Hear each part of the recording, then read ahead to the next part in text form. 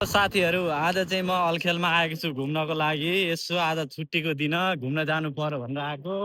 यता अल्खेल मार्केटमा आएको छु। यो चाहिँ अल्खेल हो।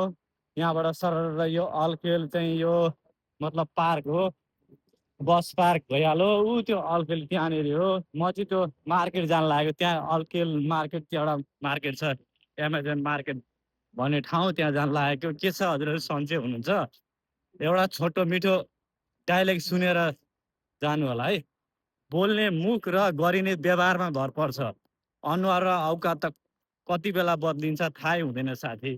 त्यसैले जिन्दगी जस्तो छ जे छ खुलेर रमाउँ, मस्त रहनु, व्यस्त रहनु, हाँसी खुसी रहनु।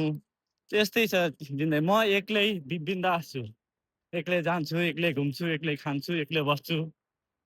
के छ र साथी, साथीको साथ भनेको आफूसँग पैसा पावर खुसी हुन्जेली मात्रै हो। कति बेला टुट्छ कति बेला जान्छ थाहै हुँदैन। त्यसैले राम्रो रहनु, व्यस्त रहनु,